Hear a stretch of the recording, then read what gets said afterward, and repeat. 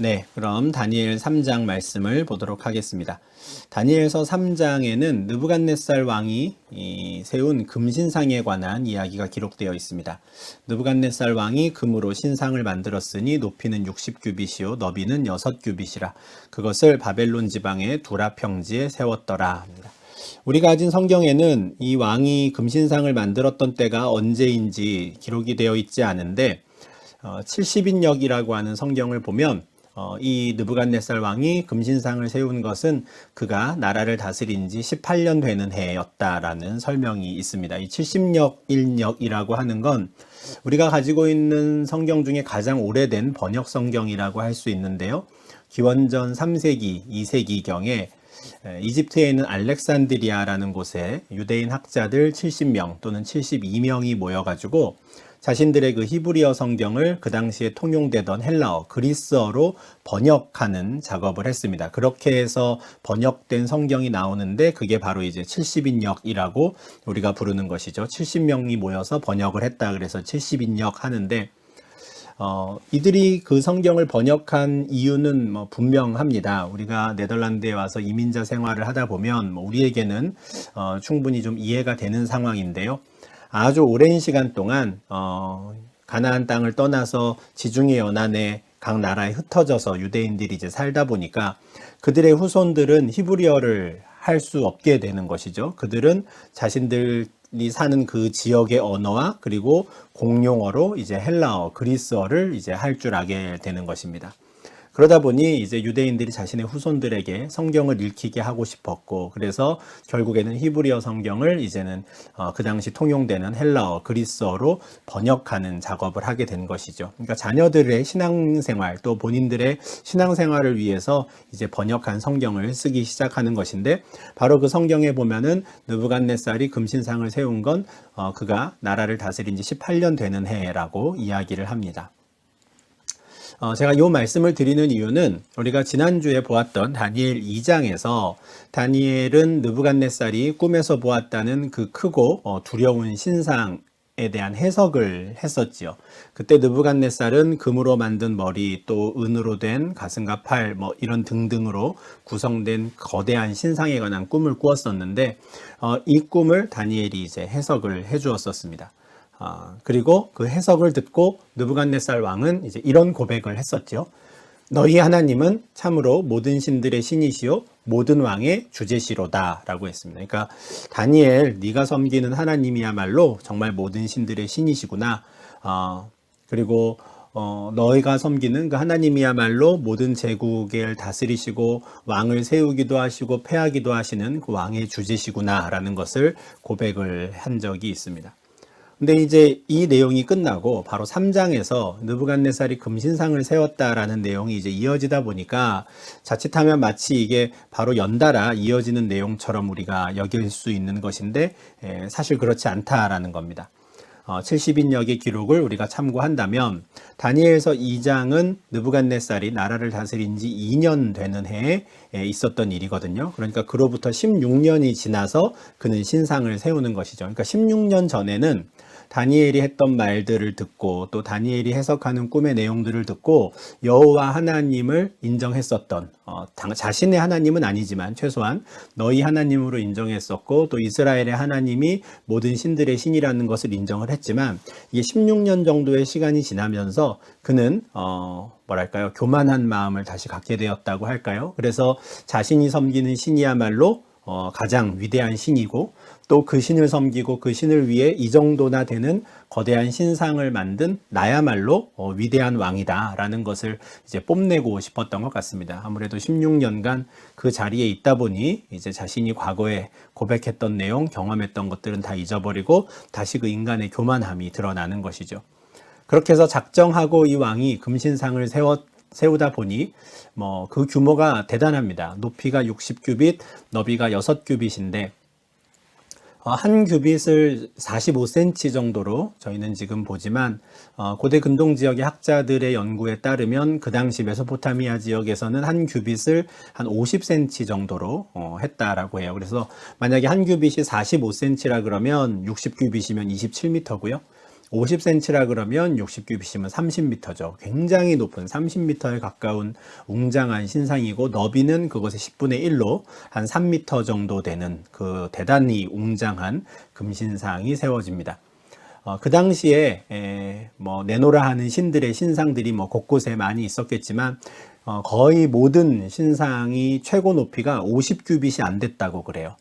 물론 그것만도 뭐 대단한 신상이지만, 느부갓네살은 그 모든 신상보다도 더 큰 신상을 지금 만들어서 자신이 섬기는 신을 찬양하고자 했고, 또 자신의 영광과 위엄을 드러내고자 한 것입니다. 그래서 50규빗보다 훨씬 큰 60규빗짜리 신상을 만든 것이죠.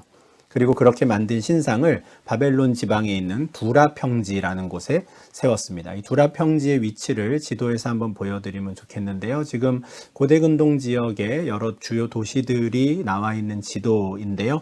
이 중에서 이제 두라 평지는 여기에 있습니다. 제가 네모난 빨간색으로 표시를 해드렸는데, 요 바벨론이라고 하는 요 도시, 이 바로 이제 위쪽에 있는, 그러니까 바벨론 시내는 아니고요. 한참 좀 떨어져 있는 외곽 지역에, 넓은 평야 지역에 이제 이 거대한 신상을 세운 것이죠.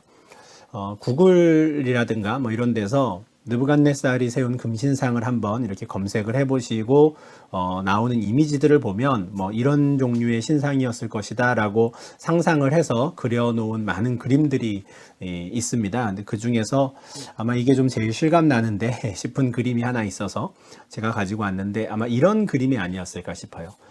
사람들이 많이 모일 수 있는 그 땅에 한켠에 이제 거대한 신상이 세워지고, 그 신상 바로 앞에는 이제 신전이 있겠죠. 거기서 일하는 제사장들도 있을 것이고, 이 신상에게 제사를 지내는 일들이 이제 벌어지죠. 그리고 그 신전 앞에는 많은 사람들이 도열해 서서 이 신상을 멀리서도 참배할 수 있도록 하는 큰 이런 광장이랄까요? 그런 게 마련되어 있는 이런 그림으로 두라 평지에 신상이 세워지지 않았을까 싶습니다. 근데 이렇게 신상을 다 만들고 난 이후에 느부갓네살 왕은 온 제국에 이런 명령을 내립니다. 느부갓네살 왕이 사람을 보내어 총독과 수령과 행정관과 모사와 재무관과 재판관과 법률사와 각 지방 모든 관원을 느부갓네살 왕이 세운 신상의 낙성식에 참석하게 하매, 이에 총독과 수령과 행정관과 모사와 재무관과 재판관과 법률사와 각 지방 모든 관원이 느부갓네살 왕이 세운 신상의 낙성식에 참석하여 느부갓네살 왕이 세운 신상 앞에 서니라. 총독과 수령과 행정관은 바벨론 제국 전역에 흩어져서 이 나라를 다스리는 행정 업무를 담당하는 사람들입니다. 그러니까 왕을 대신해서 그 지방에 파견돼서 그 지역을 다스리는 모든 관리들이죠. 모사와 재무관과 재판관과 법률사는 법을 집행하고 해석하는 사람들인 것 같습니다. 그러니까 사법기관이라고 할 수 있는데, 입법은 사실은 필요 없죠. 왕이 하는 말이 결국에는 법이었고 하니 우리로 치면은 행정부와 사법부의 모든 관리들이 다 모이는 겁니다. 물론 뭐 입법을 하는 사람들도 있기는 있었겠지만, 한마디로 말해서 바벨론 제국 산하에 있는 모든 지방의 관원들이 다 불려와서 두라 평지에서 열리는 이 금신상의 낙성식에 참석하게 되는 것이죠. 뭐 왕의 준엄한 명령이니 이 명령을 거절할 수 있는 사람은 아무도 없었을 겁니다. 그래서 다 불려와서 그 앞에 서게 되는 것이죠. 그렇게 관리들이 모여들어서 앞에 도열에 섰을 때 선포하는 자가 있어서 이렇게 외칩니다. 백성들과 나라들과 각 언어로 말하는 자들아, 왕이 너희 무리에게 명하시나니 너희는 나팔과 피리와 수금과 사면금과 양금과 생황과 및 모든 악기 소리를 들을 때에 엎드려 느부갓네살 왕이 세운 금신상에게 절하라. 지금 바벨론 제국 전역에서 모여든 관리들입니다. 그러다 보니 이들의 사실은 민족은 다르고요. 이들이 사용하는 언어도 다릅니다.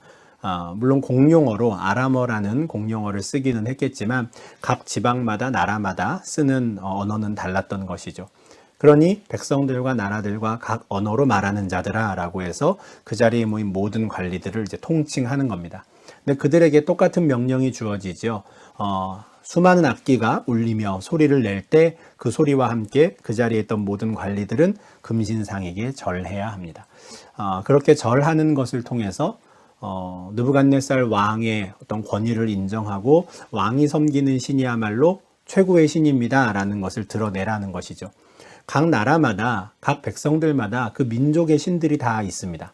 그런데 이제는 우리의 신이 아닌 바벨론의 신이 가장 높은 신입니다라는 걸 이제 인정하라라는 것이죠. 이렇게 하려고 이제 각 지방의 모든 관원들을 지금 불러서 그 앞에 세운 겁니다. 그리고 아주 준엄한 명령이 6절에서 또 이어집니다. 누구든지 엎드려 절하지 아니하는 자는 즉시 맹렬히 타는 풀무불에 던져 넣으리라 하는 것이죠.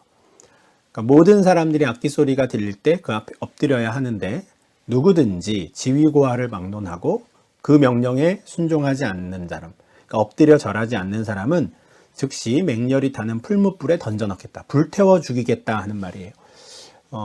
굉장히 두려운 말이고 어떻게 이런 생각을 할 수 있을까 싶기도 한데 사실 이렇게 풀무불에 던져서 불태워 죽이는 것은 바벨론 제국에서 일반적으로 사용하던 처형법이었습니다. 물론 모든 사람들을 다 그렇게 죽인 것은 아니었고 특별한 어떤 죄에 해당되는 사람들, 특히 엄벌에 처하는 사람들을 이제 이런 방식으로 죽인 것 같은데 예레미야 29장 22절에도 이런 말씀이 있습니다. 바벨론에 있는 유다의 모든 포로가 그들을 저주거리로 삼아서 이르기를 여호와께서 너를 바벨론 왕이 불살라 죽인 시드기야와 아합 같게 하시기를 원하노라, 이런 말씀인데 예레미야 29장에서 예레미야 선지자는 바벨론으로 이미 포로로 잡혀 끌려간 사람들에게 이제 편지를 보낸 내용이 있거든요. 근데 그 편지에 보면 바벨론으로 끌려간 포로들 가운데 활동하는 또 거짓 선지자들을 책망하고 그들에 대한 하나님의 심판을 선포하는 내용이 있습니다. 그렇게 활동하던 거짓 선지자들 중에 시드기야와 아합이라는 사람이 있었던 것이죠. 똑같은 이름의 이제 이스라엘의 왕들이 있는데 이스라엘의 왕을 말하는 건 아니고요. 바벨론에서 활동하던 거짓 선지자들입니다.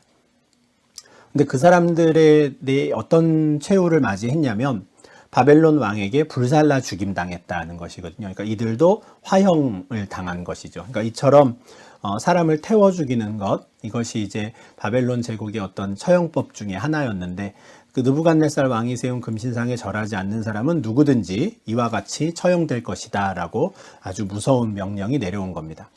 이 풀무불이라고 하는 건 사실 우리가 지금은 거의 쓰지 않는 말인데 한번 찾아봤습니다. 풀무불. 그랬더니 무쇠도 녹일 풀무불이라는 제목의 신문 기사 사진이 있었는데 나오는 사진이 이런 거였어요. 그러니까 대장간에서 대장장이가, 물론 우리가 지금 대장장이라고 하진 않지만 대장간에서 쇠를 달궈서 낫을 만들고 칼을 만들고 호미를 만들고 할 때 쇠를 달구는 용도로 쓰는 그 불을 풀무불이라고 합니다.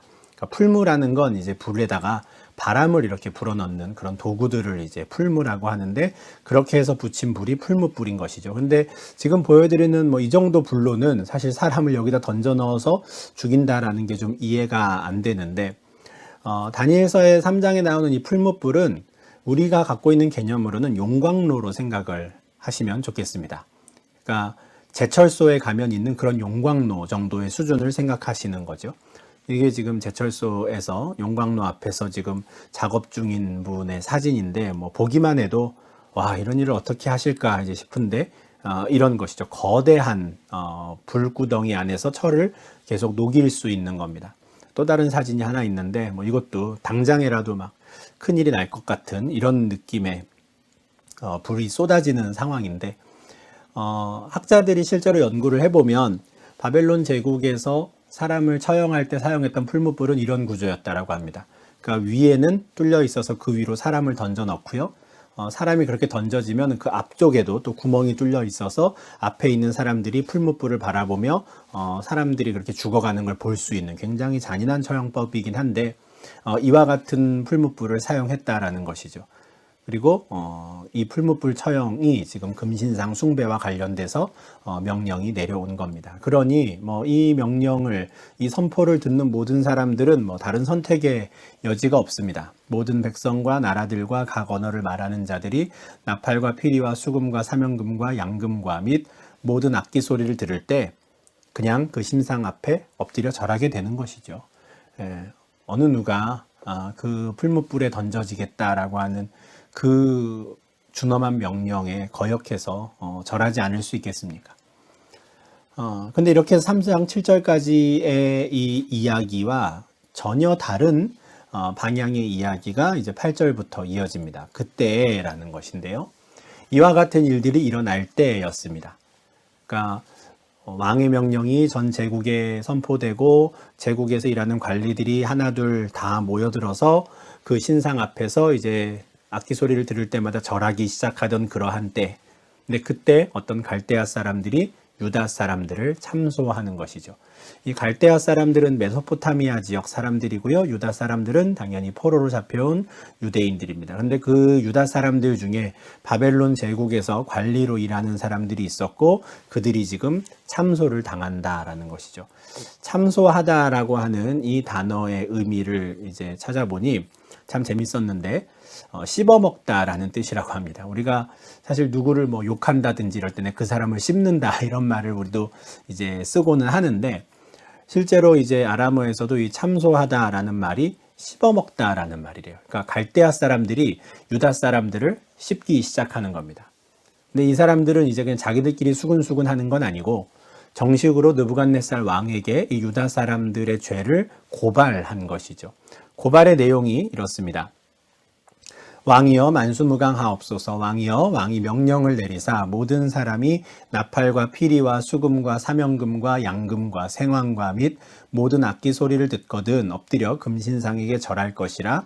누구든지 엎드려 절하지 아니하는 자는 맹렬히 타는 풀무불 가운데 던져 넣음을 당하리라 하지 아니하셨나이까. 왕의 명령을 다시 한번 상기시키는 겁니다. 왕의 명령은 모든 사람에게 주신 것이지요. 만약에 엎드려 절하지 않는다면 누구든지 풀무불에 던져 넣으신다고 하셨지요. 이 약속을 다시 한번 명령을 상기시키는 겁니다. 그리고 본격적으로 이렇게 고발하죠. 이제 몇 유다 사람 사드락과 메삭과 아벳느고는 왕이 세워 바벨론 지방을 다스리게 하신 자이거늘 왕이여 이 사람들이 왕을 높이지 아니하며 왕의 신들을 섬기지 아니하며 왕이 세우신 금신상에게 절하지 아니하나이다. 그러니까 참소당하는 유다 사람이 우리가 다니엘서 1장에서 보았던 그 다니엘과 그 또 다른 세 친구, 그 중에 이제 세 친구죠. 사드락과 메삭과 아벳느고 이 세 사람이 참소를 당하는 겁니다. 이들이 참소당하는 이유가 제목이 세 가지가 나오는데요. 왕을 높이지 않았다. 왕의 신들을 섬기지 않았다. 금신상에게 절하지 않았다 하죠. 겉으로 드러나는 행동은 분명 금신상에게 절하지 않은 것이죠. 근데 그 행동을 통해서 이들은 그것은 곧 왕의 위엄을 인정하지 않는 것이다. 이것은 곧 바벨론의 신, 왕의 신을 섬기지 않는 자다라고 규정하고 그렇게 참소한 겁니다. 그러니까 당장 이 사람들을 저 풀무불에 던져 넣으십시오 하는 거죠. 이 사드락과 메삭과 아벳느고가 금신상에게 절하지 않았던 그 상황에 대해서 두 가지로 사실은 생각을 할 수 있을 겁니다. 금신상에게 절해야 하는 이런 신상의 낙성식이지 열리니 다 와라 라고 명령이 내려갔는데 이 세 사람이 그 명령에 순종하지 않은 것인지, 그러니까 아예 그곳으로 가지 않은 것인지, 아니면 그곳에 낙성식에 참석은 했는데 악기 소리가 울릴 때 그 앞에 엎드리지 않은 것인지, 두 가지의 상황을 우리가 생각을 해볼 수 있는데 이어지는 내용들을 보면 그 자리에 참석은 했으나 엎드리지 않았던 것으로 생각하는 것이 좋을 것 같습니다. 왜냐하면 나중에 우리가 보겠지만 이 느부갓네살 왕이 이 세 사람을 직접 부르거든요. 직접 불러서 왕이 이야기하는 장면이 있는데 만약에 자신들이 일하던 그 지방의 관리로 그냥 계속 있으면서 이 도라평지까지 오지 않았다면 그러면 그와 같은 상황을 만들기는 좀 쉽지 않았을 것 같고요. 그래서 그곳까지 오기는 했는데 음악 소리가 울릴 때 절하지 않은 것으로 보는 게 맞을 것 같습니다. 그리고 그런 장면을 상상해서 이제 어떤 분이 그림을 그린 게 있어서 가지고 왔는데 좀 실감 나더라고요. 그러니까 모든 사람들이 다 엎드려 있는데 딱 이 세 사람만 딱 서 있는 것이죠. 그 옆에 있는 사람이 지금 깜짝 놀라서 이 사람들을 쳐다보면서 몸을 살짝 숙이고 있는데, 그러니까 모두가 엎드린 상태에서 이 세 사람만 딱 서 있으니 이 사람들이 눈에 딱 띈 것이죠. 그리고 이 모습을 보고 갈대아 사람들이 이 유다 사람들을 참소하는 겁니다. 근데 한 가지 좀 궁금한 점이 있습니다. 다니엘은 어디 갔는가 하는 점이죠. 설마 다니엘은 그러면 이 금신상에게 절을 했다는 것인가? 참 궁금한데 사실 이에 대해서는 성경이 뭐 다른 이야기를 하지 않습니다. 다만 성경에 있는 다른 구절과 좀 연결을 시켜서 우리가 생각을 해본다면 2장 마지막이 이렇게 끝났었거든요. 왕이 또 다니엘의 요구대로 사드락과 메삭과 아벳느고를 세워 바벨론 지방의 일을 다스리게 하였고 다니엘은 왕궁에 있었더라 합니다. 그러니까 다니엘과 이 나머지 세 친구들이 일하고 있는 일터가 달랐던 것이죠. 사드락과 메삭과 아벳느고는 바벨론 지방의 일을 하고 있었고 다니엘은 왕궁에서 정말 느부갓네살 왕 바로 옆에서 딱 일을 하고 있었습니다. 모든 지혜자의 어른으로 일하고 있었죠.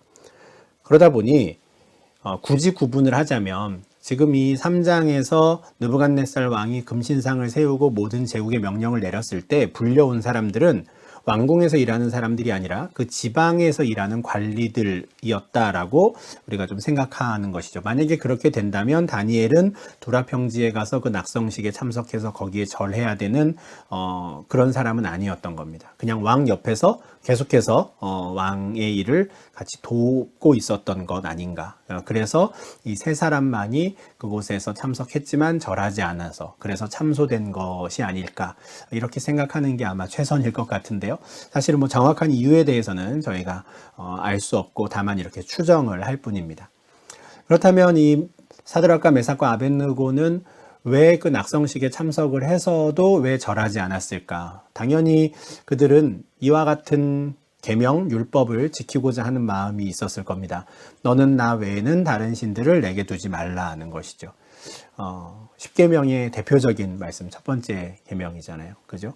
그러니까 비록 이들이 지금 바벨론 제국에 와서 관리로 살고 있고 이들은 더 이상 유대인의 이름이 아닌 이름도 바뀌어서 바벨론식의 이름으로 이제 불리고는 있지만 자신들의 정체성은 놓치지 않고 있었던 겁니다. 자신들은 하나님 나라의 백성이고 나는 하나님을 섬기는 사람이다 라는 것을 놓치지 않고 있었던 것이죠. 그런 마음으로 그 신앙을 가지고 이미 16년째, 18년째 살고 있었던 겁니다. 그런데 그들의 신앙이 또 이 결정적인 순간에 이렇게 드러나는 것이죠. 그들은 오직 하나님 여호와만이 유일한 여호와시라고 그분만이 우리의 경배의 대상이 되신다라는 것을 포기하고 싶지 않았습니다. 그래서 마음을 다하고 뜻을 다하고 힘을 다하여 사랑할 대상은 오직 여호와 하나님이시다라는 것을 보여주고자 했고 그런 차원에서 그들은 금신상에게 절하지 않았던 것이죠. 이와 같은 참소를 들으니 왕은 굉장히 분노합니다. 왕이 노하고 분하여 말씀드린 대로 이 세 사람을 부르지요. 사드락과 메삭과 아벳느고를 끌어오라 하니 이 사람들이 끌고 옵니다. 뭐 신났겠죠. 그죠? 갈대아 사람들은 드디어 이들을 이제는 짓밟을 수 있겠구나 생각했을 것이고 포로로 끌려온 사람들이 왕의 총애를 받아서 그렇게 바벨론 제국에 고위직에 올라서 활동하는 게 못마땅했던 사람들은 이 기회를 빌려 그들을 끌어내리고자 했을 겁니다. 그렇게 해서 왕 앞에 끌려온 이 세 사람에게 왕이 묻지요. 너희가 내 신을 섬기지 아니하며 내가 세운 금신상에게 절하지 아니한다 하니 사실이냐? 사실 이런 어떤 질문을 던지고 하는 내용들은 이 느부갓네살 왕이 정말 이 유다 사람들, 이 세 사람을 굉장히 총애했구나라는 것을 보여주는 것 같아요. 그렇지 않았다면 그냥 뭐 그런 말만 듣고 당장이라도 풀무불에 던져 넣을 수 있었을 텐데 한번 실제로 그들의 입을 통해서 사실관계를 좀 확인하려고 하는 것이죠. 그리고 이어지는 15절에도 보면 이들에게 굉장히 큰 은혜를 베풉니다. 이제라도 너희가 준비하였다가 나팔과 피리와 수금과 사명금과 양금과 생황과 및 모든 악기 소리를 들을 때 내가 만든 신상 앞에 엎드려 절하면 좋겠다 하는 거예요. 그러니까 이제라도 한 번 더 기회를 줄 테니 가서 엎드려 절하면 어떻겠느냐 하는 거죠. 사실 이 대제국 느부갓네살 왕 입장에서는 굉장히 큰 호의를 베푸는 것입니다. 자신이 누구든지 이 명령에 순종하지 않으면 풀무불에 던져 넣을 것이다 라고 명령을 분명히 내렸는데 그 명령을 뒤집는 한이 있더라도 한 번 더 기회를 주는 것이거든요. 자칫하면 왕영이 서지 않는 상황이 될 수도 있는 겁니다. 그렇지만 왕은 한 번 더 기회를 주죠. 이제라도 절하는 게 어떻겠느냐. 근데 만약에 그들이 이 다시 한번 기회를 주는 것도 받지 않는다면 어쩔 수 없습니다. 즉시 너희를 맹렬히 타는 풀무불 가운데 던져 넣을 수밖에 없다 하는 것이죠. 이것은 그가 만든 법이기 때문에 어쩔 수 없습니다. 근데 그렇게 할 경우에 능히 너희를 내 손에서 건져낼 신이 누구이겠느냐라고 질문을 던져요.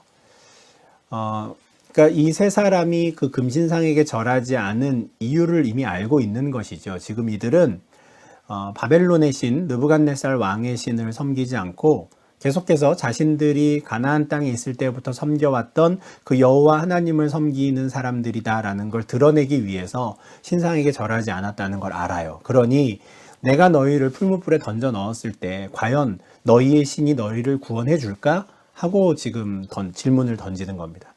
어떤 신도 그와 같은 상황에서 너희를 건져낼 순 없어. 그러니 이제라도 신상 앞에 그냥 절하는 게 너희를 위해 좋을 거야 라고 하는 것이죠. 한편으로는 달래는 것이고 한편으로는 좀 더 강하게 이야기를 하는 것인데 어쨌든 왕 입장에서는 은혜를 베푸는 겁니다. 모든 신하들이 지금 지켜보고 있는 상황에서 이 유다 사람들에게 한 번 더 기회를 주는 것이거든요. 그런데 이어지는 대답을 보면 이 세 사람은 그 왕의 호의를 거절합니다. 느부갓네살이여 우리가 이 일에 대하여 왕에게 대답할 필요가 없나이다. 우리가 다시 생각할 필요가 없습니다. 우리는 다른 대답을 할 생각이 없습니다 하는 것이죠. 그러면서 왕이여 우리가 섬기는 하나님이 계시다면 우리를 맹렬히 타는 풀무불 가운데에서 능히 건져내시겠고 왕의 손에서도 건져내시리이다 이렇게 말해요. 17절 말씀 우리가 잘 이해해야 하는데 조건문으로 시작하거든요. 만일 우리가 섬기는 하나님이 계시면 이렇게 하실 겁니다. 이런 말이에요. 만약에 하나님이 계시면 당신이 우리를 풀무불에 던져 넣어도 하나님은 우리를 건져내실 겁니다. 능히. 충분히 그럴 능력이 있으십니다. 그리고 당신의 손에서도 우리를 건져내실 겁니다 하는 거예요. 아주 귀한 신앙 고백인데 이게 조건문으로 돼 있다 보니까 그럼 만약에 안 계실 수도 있다는 뜻인가? 이렇게 생각할 수도 있는 것이죠. 만약에 자신들이 풀무불에 던져졌을 때 그냥 그대로 죽는다면 그러면 이들이 섬기는 하나님은 안 계시는 건가? 이렇게 이해될 수도 있는 겁니다. 그러나 이어지는 18절은 이 말뜻이 절대 그런 게 아니다라고 분명히 보여주지요. 그렇게 하지 아니하실지라도 왕이여 우리가 왕의 신들을 섬기지도 아니하고 왕이 세우신 금신상에게 절하지도 아니할 줄을 아옵소서 합니다. 아마 다니엘서 3장이 정말 모든 사람들에게 알려지고 정말 많은 사람들에게 유명한 본문이 될 수 있었던 구절이 3장 18절 때문이 아닐까 싶은데요. 그렇게 하지 아니하실지라도 라는 아주 귀한 고백을 하죠. 당신이 우리를 풀무불에 던지고 만약에 하나님이 그 가운데서 우리를 건지지 않으시더라도 그래도 우리는 왕의 신들을 섬기지 않을 겁니다 하는 거예요. 그래도 우리는 금신상에게 절하지 않을 겁니다 하는 거죠. 이 고백이 참 귀한 이유는 하나님께서 자신들에게 어떻게 해주시든 간에 상관없다는 거예요. 중요한 건 우리가 여호와 하나님만을 섬기겠다라는 것, 그게 중요하다라는 겁니다. 하나님께서 우리를 풀무불에서 건져주시든 아니든 그건 우리가 할 수 있는 영역이 아니라는 것이죠. 물론 자신들은 우리 하나님께는 그렇게 하실 수 있는 능력이 충분히 있다는 것을 분명히 믿고 확신하지만 그렇게 하지 않는다고 해서 우리가 하나님을 섬기지 않을 수는 없습니다. 그것은 하나님의 영역과 나의 영역은 다른 겁니다. 라는 아주 귀한 신앙 고백을 하는 것이죠. 그래서 사실 인간적으로는 느부갓네살 왕이 그렇게 호의를 베풀어 준 것이 고마웠을 겁니다. 그렇지만 그들은 그 호의를 선뜻 받지 못하죠. 왜냐하면 그와의 관계보다는 하나님 아버지와의 관계가 이들에게 더 중요했기 때문입니다. 그래서 두 번 다시 생각하지 않고 우리는 왕의 신들을 섬기지 않고 신상에게 절하지 않을 겁니다. 당연히 왕은 더 분노하지요. 느부갓네살이 분이 가득해서 이제는 이 세 사람에 대한 얼굴빛이 바뀝니다. 마음이 완전히 돌아섰죠. 자신의 호의를 이렇게 모든 사람들이 보는 앞에서 거절한 더 화가 났을 겁니다. 얼굴빛을 바꾸고 그 풀무불을 뜨겁게 하기를 평소보다 7배나 뜨겁게 해라 해요. 그러니까 더 용광로를 뜨겁게 해라 하는 건데 7배라는 건 뭐 정확히 7배를 딱 맞추라는 게 아닙니다. 완전수이기 때문에 그 용광로가 감당할 수 있는 최고 온도까지 올려라 하는 거예요. 가장 뜨거운 상태로 만들어라. 내가 그곳에 이 셋을 던져 넣겠다 하는 겁니다. 그러니까 정말 화가 난 거죠. 그래서 가장 센 불로 풀무불을 담굽니다. 그리고는 옆에 있는 군인 중에 몇 사람을 명령해서 저 세 사람을 결박해서 풀무불에 던지라 하죠. 발버둥 치지 못하게 하려고 아마 손과 발을 묶었을 겁니다. 그리고 둘씩 짝지었든지 셋이서 한 줄을 이루었든지 해서 그 사람들을 이제 풀무불 위에서 던져 넣게 한 것이죠. 당연히 이 화가 난 왕의 명령에 거절할 수 있는 사람은 아무도 없습니다. 그 자리에서 이들은 결박당하는데요. 복잡한 절차도 필요 없습니다. 겉옷과 속옷과 모자와 다른 옷을 다 그냥 그대로 입은 채 손발이 딱 묶이죠. 그리고 맹렬히 타는 풀무불 가운데 던져집니다. 그때 풀무불이 얼마나 셌는지 이들을 붙잡아서 던지려던 사람들이 타 죽어요. 불길이 막 위로 치솟아 오르니까 이들을 던져 넣으러 올라갔던 사람들이 이들을 던져 놓고 그 사람들도 타 죽을 정도로 정말 굉장히 뜨거운 강한 불길이 막 올라오는 그 풀무불로 이들이 던져진 것이죠. 그리고 23절 이 세 사람 사드락과 메삭과 아벳느고는 결박된 채 맹렬히 타는 풀무불 가운데 떨어집니다. 요 22절과 23절로 딱 넘어오면서 저는 약간 좀 상황이 많이 급반전된다라는 생각이 좀 드는데요. 왜냐하면 22절에서는 심지어 그 풀무불 안에 들어가지도 않은 사람도 타 죽을 정도였거든요. 그런데 그 불길로 던져진 세 사람은 들어가자마자 다 녹아서 그냥 없어져 버리는 게 맞을 것 같은데 그렇지 않고 풀무불 가운데 그냥 툭 떨어지는 겁니다. 사람이. 그러니까 앞에서 보고 있던 사람들이 그들이 떨어지는 게 다 보이는 것이죠.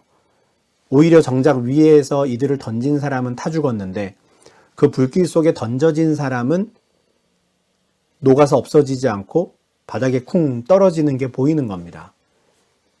그런데 이어지는 상황을 보면 느부갓네살은 더 놀라운 무엇인가를 발견합니다. 그때 이들이 바닥에 쿵 떨어졌을 때죠.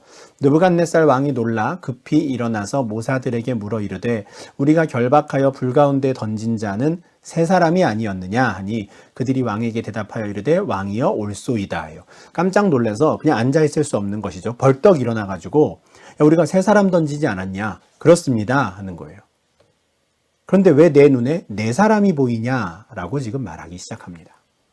내가 보니 결박되지 아니한 네 사람이 불 가운데로 다니는데 상하지도 아니하였고 그 넷째의 모양은 신들의 아들과 같도다. 더군다나 손발을 묶어서 던졌는데 손발 묶인 거는 다 풀어졌고 오히려 그 가운데에서 거닐고 있는 그 가운데서 그냥 교제하고 있는 것처럼 보이는 상하지도 않고 그냥 멀쩡히 그 안에서 돌아다니고 있는 네 사람이 보이는 것이죠. 세 사람은 자신들이 던져 넣었는데 그 하나는 어디서 나온지 알 수 없는 겁니다. 가만 보니 마치 신들의 아들과 같은, 그러니까 신이 직접 현현한 것 같은 그런 한 사람이 그들 가운데 함께 있으며 거닐고 있는 것이죠.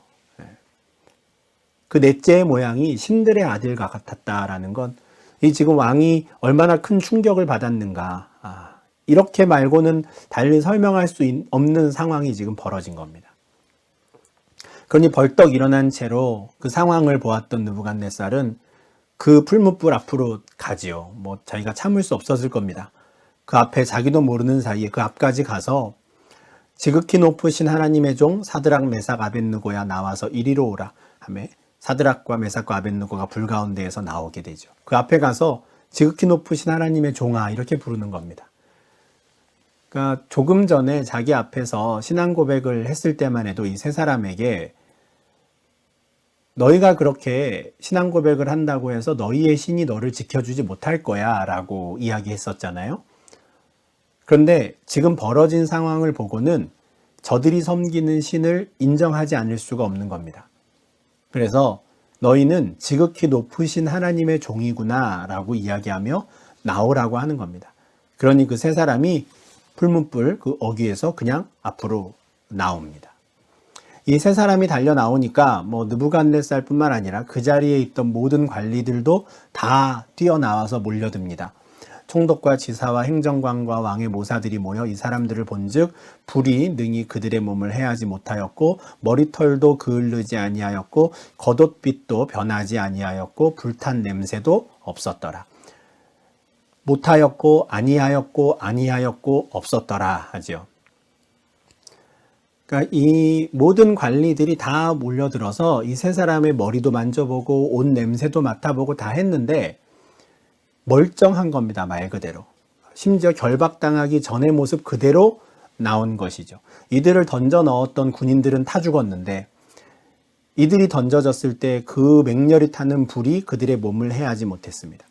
하다못해 머리털 하나, 옷까지 하나 태우지도 못했고 빛도 변하지 못하게 만들었어요. 이런 일을 그 자리에 있던 모든 관리들이 다 보는 겁니다. 이 사건은 이사야 43장 2절 말씀의 성취라고 할 수 있습니다. 하나님께서 이사야 선지자를 통해서 이제는 멸망을 앞두고 있는 이스라엘 백성들에게 이와 같은 예언의 말씀을 주셨거든요. 네가 물 가운데로 지날 때에 내가 너와 함께 할 것이라. 강을 건널 때에 물이 너를 침몰하지 못할 것이며 네가 불 가운데로 지날 때에 타지도 아니할 것이요 불꽃이 너를 사르지도 못하리니 했습니다.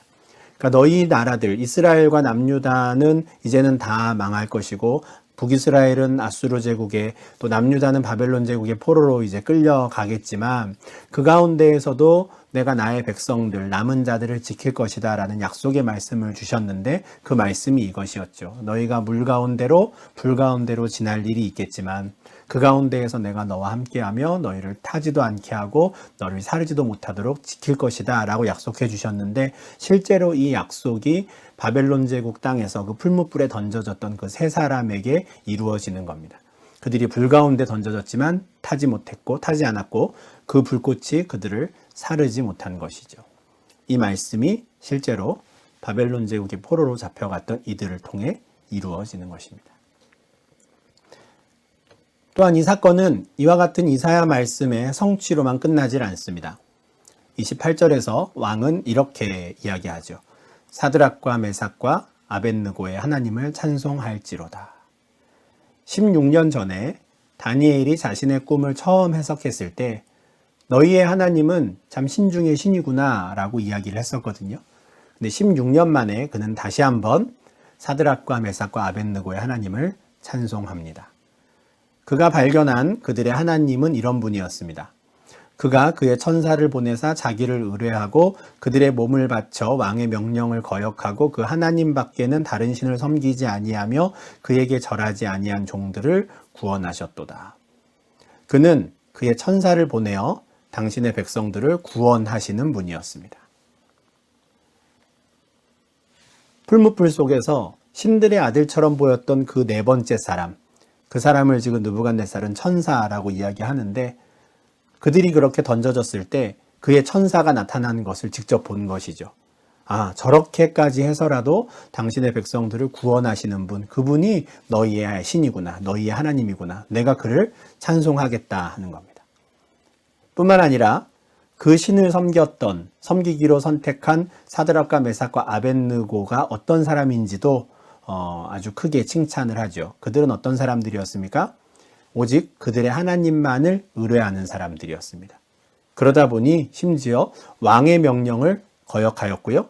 다른 신을 섬기지 않고 다른 신에게는 절대 절하지 않은 종들이었습니다. 이렇게까지 이 세 사람이 여호와 하나님을 신뢰하고 의뢰하는 그런 신앙인인 것을 보여주니 당연히 하나님께서는 그의 천사를 보내어 그들을 구원하셨다. 나는 그 하나님을 찬송한다 라고 하는 것이죠. 그리고 이와 같은 그의 찬송은 그냥 그 자리에서 이 세 사람에게만 주어지지 않습니다. 온 나라에 새로운 명령이 떨어지죠. 각 백성과 각 나라와 각 언어를 말하는 자, 그러니까 처음에 이 금신상에게 절하기 위해서 불려왔던 모든 사람들에게 다시 한번 새로운 조서가 나가는 겁니다. 모두 사드락과 메삭과 아벳느고의 하나님께 경솔히 말하거든 그 몸을 쪼개고 그 집을 거름터로 삼을지니 이는 이같이 사람을 구원할 다른 신이 없음이니라. 너희들 중에 어느 누구도 사드락과 메삭과 아벳느고의 하나님에 대해 함부로 말하지 말아라 하는 거예요. 이스라엘의 하나님에 대해 함부로 말하는 자는 그 몸을 쪼개겠다, 죽이겠다라는 것이고요. 그 사람뿐만 아니라 그 집을 걸음터로 삼겠다. 그 집을 불태워버리겠다라는 것이거든요. 그러니까 완전히 명령이 이제 뒤집어진 겁니다. 자신이 세운 금신상, 내가 섬기는 신을 최고의 신으로 섬기지 않는 사람은 내가 불태워 죽이겠다 했는데, 이제는 이스라엘의 하나님, 사드락과 메삭과 아벳느고의 하나님을 경솔히 말하는 사람은 내가 죽이겠다. 그 집을 불태워 버리겠다. 라고 하는 완전히 새로운 조서가 나가는 것이죠. 이 유다 사람들을 참소했던 갈대아 사람들 입장에서는 굉장히 곤란해진 상황이 되었을 겁니다. 다시는 말로라도 농담으로라도 함부로 그들의 하나님을 비아냥거리거나 그들의 하나님에 대해 조롱할 수 없게 된 것이죠. 느부갓네살은 왜 이런 조서를 내립니까? 자신은 이것을 분명히 보았기 때문이죠. 이같이 사람을 구원할 다른 신이 없음이니라. 이런 신은 세상에 없다라는 걸 자기가 직접 본 겁니다. 처음에 이들이 참소를 당해서 세 사람을 불러왔을 때만 해도 이제라도 절하는 게 어떻겠느냐라고 하면서 내가 만약에 너희를 풀무불에 던지면 능히 너희를 내 손에서 건져낼 신은 없어 라고 했었는데, 그는 이제 알게 되는 겁니다. 아, 그럴 수 있는 신이 있구나라는 걸 알게 되는 겁니다. 그리고 그 신이 바로 사드락과 메삭과 아벳느고의 신 이스라엘의 여호와 하나님인 것을 알고 그분을 가장 높은 신으로 인정하는 겁니다.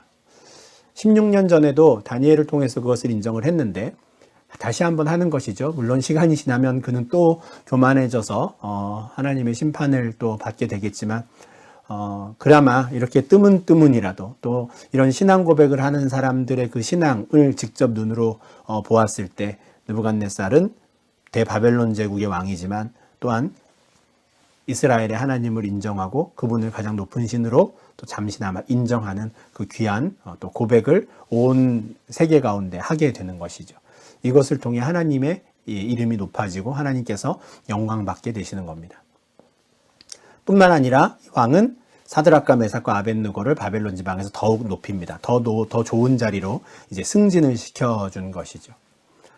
물론 이 마지막 구절이 참 다행이고 해피엔딩이지만 그렇게 귀한 믿음을 보였더니 사회적으로 성공했다, 승승장구했다, 이렇게 단순하게 연결시키지는 않으면 좋겠습니다. 이들이 이런 복을 받은 것은 분명하고 이들에게 참 잘된 일이죠. 그렇지만 이 세 사람은 이렇게 될 결과를 기대하거나 예상해서 앞서와 같은 그런 식의 신앙 고백을 했던 건 아니었습니다. 그죠? 이들의 신앙 고백은 그렇게 하지 아니하실지라도였어요. 바벨론 지방에서 자신을 더 높여주시기를 바라는 마음에 했던 게 아닌 것이죠. 승진은커녕 그냥 당장 지금 죽어도 좋습니다 하는 마음으로 그들은 참된 신앙 고백을 했던 겁니다. 설령 우리를 그 풀무불 가운데 건져주지 않으시더라도 우리는 여호와 하나님만을 섬기겠습니다. 이 정도의 신앙을 보이니 하나님이 가만히 계실 수 없었던 것이죠. 당연히 그들을 구원해 내셨고요. 그것을 본 느부갓네살은 이들을 더 높은 자리로 이제 올려주지 않을 수 없었던 겁니다. 그러니 우리가 기억해야 하는 건 그렇게 하지 아니하실지라도 내가 하나님만을 섬기겠습니다라고 그 신앙을 흔들리지 않았던 이 세 사람의 믿음, 그 고백을 우리가 기억을 해야 하는 것이죠. 참 이 믿음의 고백을 한다라는 게 참 어려워지는 시대입니다. 이것은 다니엘 3장과 같이 이런 어떤 세상 권력자가 강하게 압박을 한다든지 또는 죽음을 위협하는 이런 순간이 아니더라도 그냥 지금 당장 우리가 이 코로나 상황만 하더라도 그냥 나 혼자 떨어져 있는 이 상황에 나 혼자 이렇게 신앙생활을 유지한다는 것, 나의 믿음을 지킨다는 것, 그 자체가 참 쉽지 않다는 것을 우리가 너무 잘 경험을 하고 있지 않습니까?